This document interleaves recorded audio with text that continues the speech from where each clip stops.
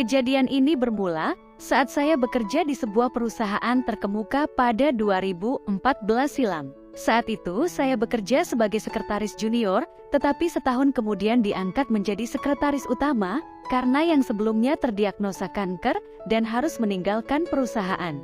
Bos saya berumur 44 tahun, keturunan Jawa Sunda, sudah beristri dan dikaruniai 4 orang anak. Ia memiliki citra baik sebagai seorang bos, sangat sopan dan berkarismatik. Sedangkan saya memiliki paras menawan, tubuh proporsional, dan sedang menjalani hubungan jarak jauh dengan kekasih. Awalnya, semua berjalan sangat baik dan profesional. Saya selalu menyiapkan apa yang bos butuhkan termasuk mengikuti kemanapun perjalanan dinasnya. Perlu diketahui, saya dan kekasih seringkali melakukan hal dewasa secara virtual, bahkan bertukar foto vulgar. Hubungan saya dengan bos bermula dari ketidaksengajaan saya mengirimkan foto vulgar itu ke WhatsApp-nya.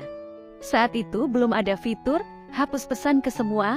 Sambil harap-harap cemas akhirnya saya buka kembali aplikasi tersebut dan melihat kalau pesannya sudah bercentang biru. Saya mengutuk diri, mencaci kebodohan saya yang tidak bisa melihat kembali nama profil yang akan saya kirimkan foto tersebut. Jantung saya berdegup hingga rasanya mau lari meninggalkan saya. Saya merasa lemas seolah semua darah turun ke kaki. Tidak ada yang tersisa.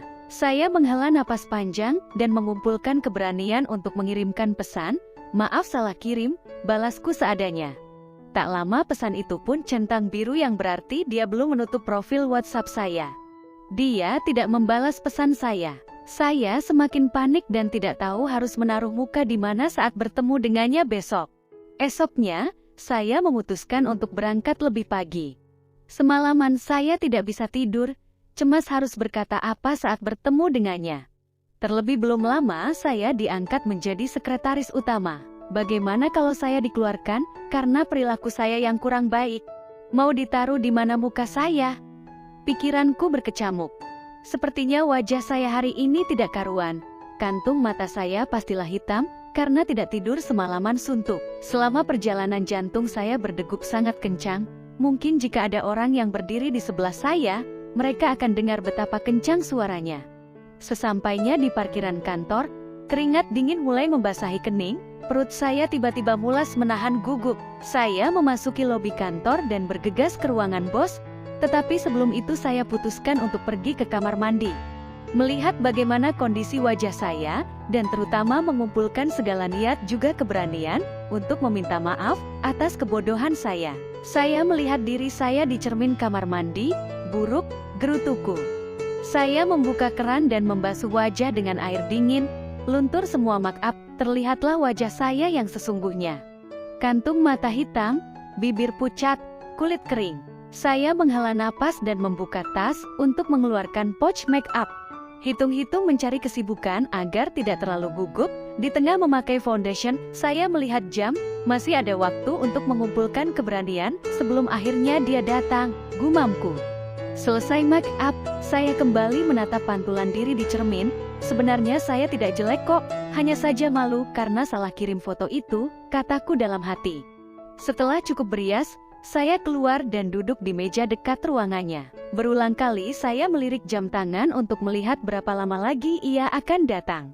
Bos saya adalah orang yang tepat waktu, dia selalu datang di jam yang sama. Jadi, tidak sulit mengetahui kapan ia akan tiba. Saat aku melirik jam tanganku yang entah sudah kesekian kali, derap langkahnya mulai terdengar mendekat. Aku berdiri dan merapikan baju, ia membuka pintu, "Selamat pagi," ucapnya sambil tersenyum dan berlalu masuk ke dalam ruangannya.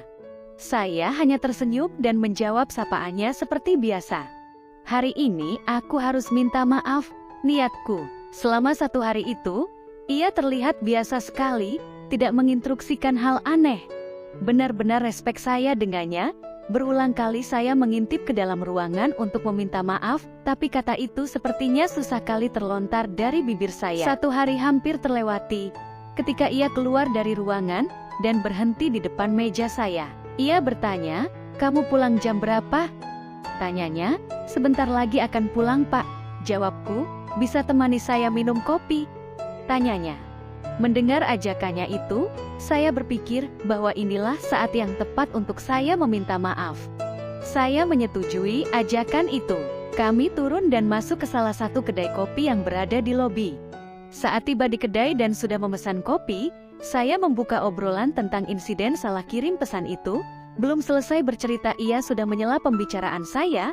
Forget about it, saya paham kamu Aldi Foto itu pun sudah saya hapus, katanya. Saya makin respek dengannya. Sejak kejadian itu, kami jadi makin akrab bahkan terbawa sampai di luar lingkup kantor. Seringkali saya diundang ke rumah untuk bertemu dengan keluarganya. Dia pun sangat perhatian hingga sering mengirimkan pesan singkat sebagai cara menunjukkannya. Ada hal yang membuat saya nyaman saat berada di dekatnya, ia sangat pandai membangun suasana dengan gurauan-gurauannya. Saya kerap kali tertawa terbahak-bahak jika dia sudah melontarkannya. Mungkin kedengarannya salah, tetapi seiring berjalannya waktu saya masuk ke dalam perangkap. Saya tidak bisa menghapus ingatan tentang bos saya itu, bahkan seringkali saya berfantasi dengannya. Gila memang, saat itu saya sudah punya kekasih. Hubungan kami pun terjalin cukup lama, dan dia sudah memiliki keluarga. Tapi saya benar-benar tidak bisa membuang hal tentangnya sekalipun saya mencoba berulang kali. Kedekatan kami makin intens, tetapi tidak ada satupun orang kantor yang mengetahuinya. Kami sangat profesional saat bekerja dan dengan citra baik bos saya, ia jauh sekali dari skandal negatif. Saat itu hari raya Nyepi, saya diundang untuk makan siang bersama di salah satu restoran. Saya menyetujui ajakannya, dan ketika datang saya hanya melihat ia duduk seorang diri. Tidak biasanya ia datang sendiri, apalagi saat hari libur. Entah apa yang salah dengan saya, sepanjang hari saya berusaha untuk menggodanya. Mulai dari gerak tubuh hingga memancing obrolan yang menjurus ke arah sana. Gayung pun bersambut, ia merespons godaan saya. Setelah makan siang, kami pergi ke hotel terdekat. Dari sanalah hubungan terlarang ini dimulai. Ia tidak hanya menjadi kekasih bagi saya tetapi juga kakak dan mentor bagi kehidupan saya. Ia sangat gentleman dan tahu bagaimana cara memperlakukan wanita. Selama menjalin kasih dengannya, saya tidak hanya mendapatkan gaji tetapi juga gaji kedua yang jumlahnya cukup besar. Hubungan terlarang kami berjalan selama 2 tahun, awal 2015 hingga 2017 dan harus berakhir ketika kekasih saya pulang dari Singapura. Cukup sulit menjalani hubungan terlarang itu jika kekasih saya berada di kota yang sama, terlebih setelah beberapa bulan kepulangannya, ia melamar saya. Tentu saja saya menerima lamaran tersebut agar tidak memancing kecurigaan jika saya mengulur-ulur waktu untuk menjawabnya. Tetapi dalam hati saya yang terdalam terdapat kegalauan dan kesedihan luar biasa. Pinangan itu membuat saya harus memutuskan hubungan dengan bos saya tercinta. Saya galau bukan main, saya bingung, bagaimana kalau tiba-tiba saya merindukannya? Batin saya berkecamuk. Saya memendam kegalauan itu rapat-rapat dan berusaha bertingkah normal di depan kekasih saya. Setelah melewati proses pemikiran yang sangat panjang, akhirnya saya memutuskan untuk berbicara dengan kekasih saya. Bagaimana kalau aku resign dari kantor? Boleh, tanyaku. Kekasihku menyetujui dan bilang kalau ia mendukung semua keputusanku. Berat rasanya menulis bahkan mengajukan surat resign ketika sudah terikat perasaan dengan atasan. Tetapi saya tidak mungkin mengecewakan kekasih saya dan memilih seseorang yang sudah berkeluarga. Jika saya memilihnya, hubungan kami belum tentu memiliki ujung yang diharapkan. Saya juga tidak tega melihat keluarga yang harmonis hancur hanya karena keberadaan saya. Saya menaruh surat resign di meja bos saya ketika ia membacanya dan terlihat sangat sedih. Hari terakhir saya bekerja tiba, ia mengurung diri di ruangannya dan tidak menemui saya. Saya mengundangnya ke pernikahan saya, tetapi ia tidak datang. Ia hanya mengirimkan karangan bunga dan amplop berisi cek puluhan juta tanpa ada surat di dalamnya. Hubungan kami sudah berakhir, tapi kesedihannya bahkan masih terasa sampai saat ini.